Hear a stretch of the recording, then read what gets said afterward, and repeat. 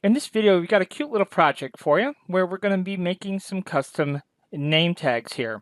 And this is a really easy project. So all we need is a graphics program that can save to an SVG file. And then once we have our SVG file, we can pop over to our slicer and actually create our 3D model. We don't need any type of 3D modeling software. It's a very, very simple project. Really, any graphics program can accomplish this. So we're going to be using Inkscape. It's a very powerful program. It's totally free, and it does everything we need it to do for our 3D printing needs. So let's go ahead and get started here. So we're going to go ahead and grab our text tool, which is right here, and we will type in Lacey. All right, and there's that part. Now I am using Claritin, the font called Claritin, so it's right there, Claritin BT. I think it's a good looking font, so we're running with it. So there we go. And so the next thing we're going to do is we're just going to drag out a circle. So just like so. And what you actually, the size that you make it and all that stuff, none of that really matters at this point. So what we're going to do is we're going to take Lacey and we're going to take our circle or our ellipse here, shift click, and we're going to go up to text here and we're going to choose the put on path. Okay, so now you can see that we have our text on our path. But we do obviously have a problem because it's over here to the left, but that's fine. That'll work just fine for what we need. All right. So now we can adjust our path. So you can see here, if we modify our path, then our text gets modified as well. So isn't that cool? So what we'll do is we'll simply just rotate this vertically here.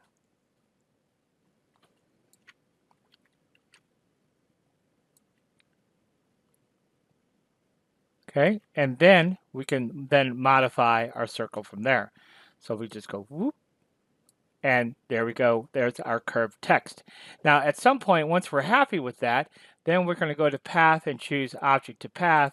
And now our text is no longer text. It's simply been applied to the curve there.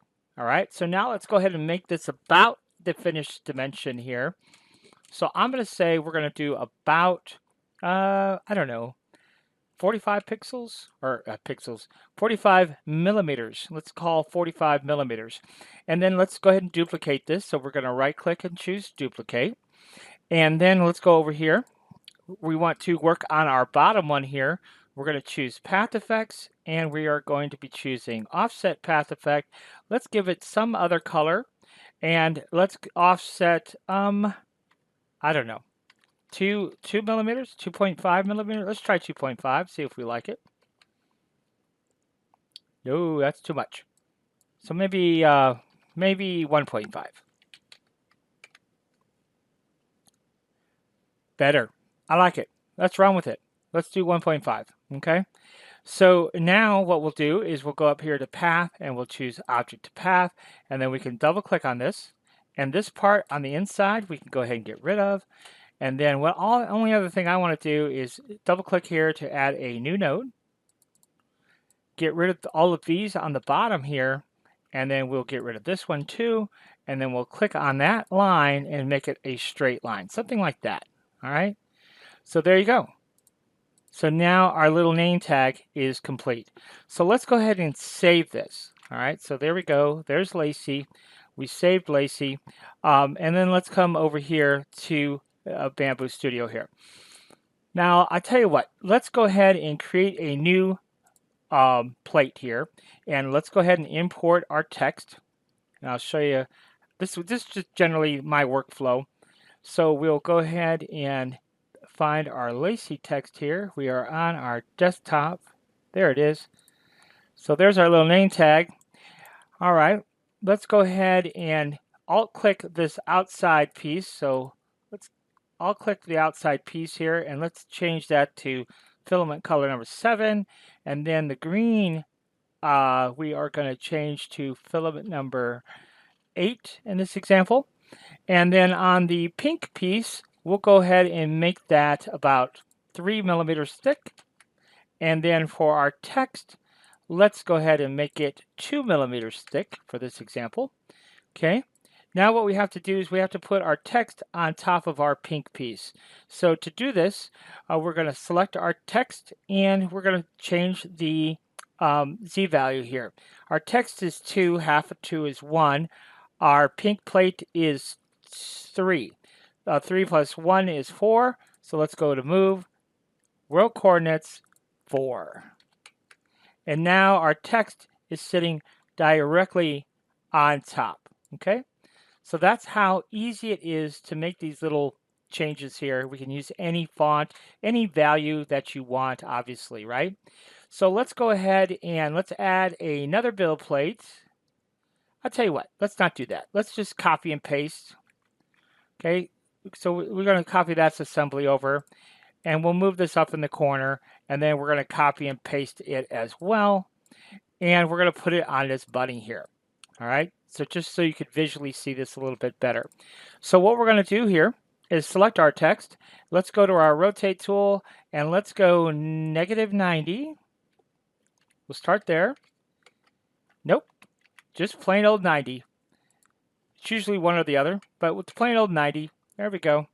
All right, now in order to move this up to our bunny ears, these two have to be combined. So let's escape out of that. So this piece, shift control this piece, right click and choose merge.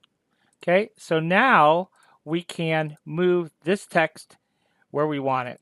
So well, all we have to do then is go ahead and select those two pieces. I'll tell you what, let's do this real quick. This will make it a little bit easier for us. We're going to back up. We're going to back up. Our bunny is right click and center him to our build plate. And then our text, let's go ahead and center it to our build plate. So now our text is totally centered. Shift control our bunny, and then we're going to merge, okay? And then we'll come back over here to objects, and we're going to select the two pieces that are our text, okay? And then we can go ahead and move those in the Z direction here. So back here, select both of those pieces. We're going to hit move. And you can see here, we can move these in the Z direction. So we go straight up like so. All right. So what I want to do is look at it straight from the very front, and that will give us a better view of what this is going to look like. And we can control this exactly how we want it. So there we go. And if we want to make it bigger, we certainly could. So we can click here and we could just click and drag and see how we can make it bigger. So that's another option here. And if we rotate it, we can see how much this is interacting with our ears. All right, so let's go ahead and move it. Now we're not going to print it this way. This is purely for representational purposes, so we could just so you could see what it would look like. All right, so there you go. So let's move this maybe out of our way down here just so you can see it a little bit better there. But we could get a decent screenshot. We can move this, tuck it way down here, something like that. And we'll move our purge tower over because we just want to be able to get a cute little screenshot to maybe show our customer what their finished product might look like. So we'll go ahead and take that and let's move it down a little bit.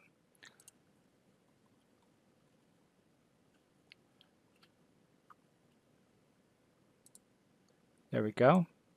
I just think it'd look a little bit cuter if I had a little bit more of my ears showing. Okay, so that kind of gives you a good little idea of how cute this little project is. So pretty simple little project. Really easy to make these little name tags in Inkscape, and then we can go ahead, like I said, we're just going to glue it onto the existing ears. Now I am going to make another video to show you how to modify my ears to make it look more like the ears did in this original one.